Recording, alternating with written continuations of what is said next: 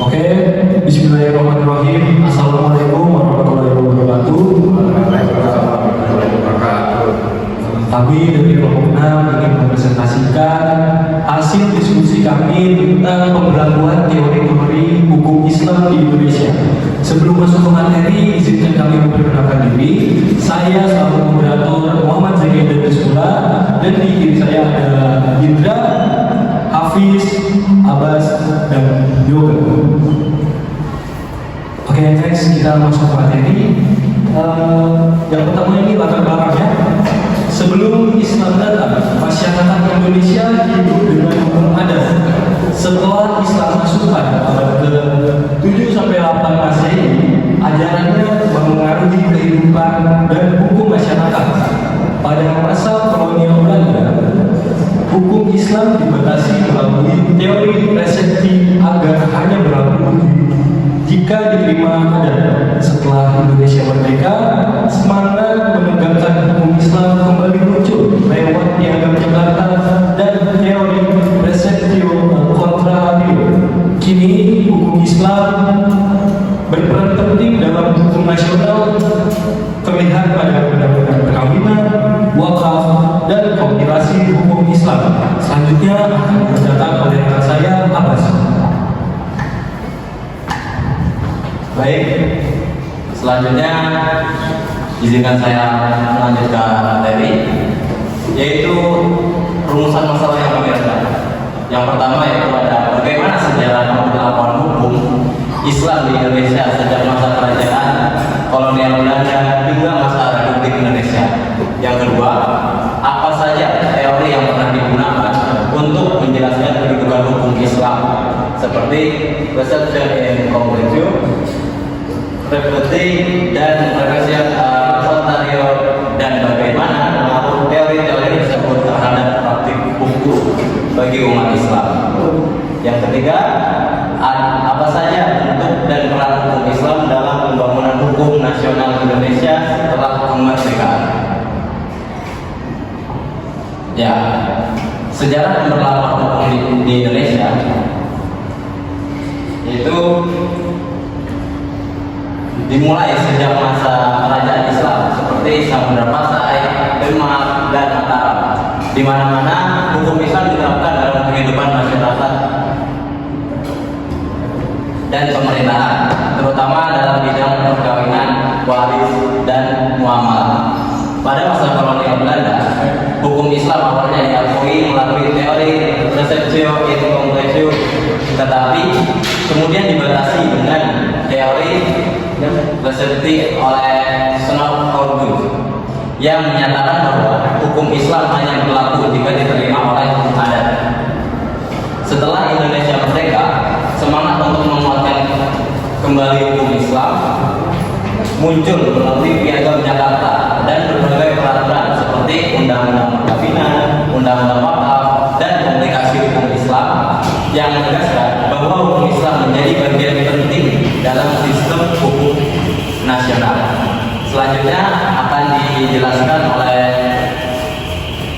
Indra Munir.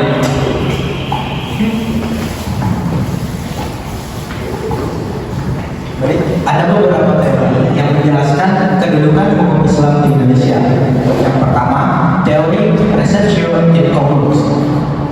Teori ini menyatakan bahwa bagi umat Islam, hukum yang berlaku adalah hukum Islam secara keseluruhan. Pengaruhnya pada masa awal kolonial, hukum Islam diakui dan diterapkan sepenuhnya bagi umat Islam, termasuk dalam pengadilan agama. Lalu teori yang kedua yaitu teori resepsi, diperkenalkan oleh Snodgrass, menyatakan bahwa hukum Islam baru berlaku jika diterima oleh hukum adat. Pengaruhnya hukum Islam menjadi terbatas dan posisi pengadilan agama lemah karena Belanda ingin mengurangi umat Islam. Lalu teori yang ketiga, teori reseptio a contrario, menolak teori resepti dengan menegaskan bahwa hukum Islam berlaku bagi umat Islam, sedangkan hukum adat hanya digunakan bila tidak bertentangan dengan ajaran Islam. Pengaruhnya setelah kemerdekaan, teori ini memperkuat kembali kedudukan hukum Islam dan menjadi dasar dan kompilasi hukum Islam. Baik, selanjutnya akan dijelaskan rekan saya juga. Baik, selanjutnya yaitu bentuk dan peran penting dalam pembangunan hukum nasional Indonesia. Satu, sebagai sumber hukum nasional, nilai-nilai hukum Islam menjadikan dasar dalam pembentukan berbagai peraturan perundang-undangan. Yang kedua, dalam perundang-undangan khusus banyak produk hukum yang bersumber dari hukum Islam seperti Undang-Undang Nomor 1 Tahun 1974 tentang perkawinan. Yang kedua, Undang-Undang Zakat dan Wakaf. Yang ketiga, UU Peradilan Agama. Keempat, kompilasi hukum Islam atau KMAI. Yang ketiga, sebagai pedoman moral dan etika, hukum Islam berperan menanamkan nilai keadilan, kejujuran, dan tanggung jawab dalam sistem hukum nasional. Dan yang terakhir, empat, sebagai pelengkap hukum adat dan nasional, hukum Islam membantu mengisi kekosongan hukum dan menjadi acuan bagi umat Islam dalam kehidupan sosial dan keagamaan. Selanjutnya akan dilakukan rekan saya.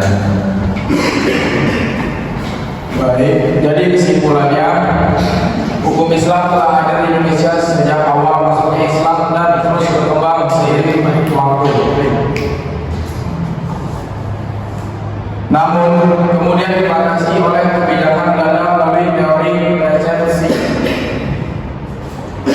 Setelah Indonesia kembali merdeka, kedudukan Islam kembali diperkuat melalui teori receptio and contrario yang menempatkan hukum Islam sebagai dasar utama bagi umat Islam. Dalam perkembangan hukum nasional, prinsip-prinsip hukum Islam banyak diadopsi dalam berbagai peraturan, menjadikannya bagian penting dan berpengaruh dalam pembentukan sistem hukum Indonesia yang berlandaskan Pancasila dan Undang-Undang 1945. Mungkin itu saja hasil diskusi kami. Kurang lebihnya mohon maaf.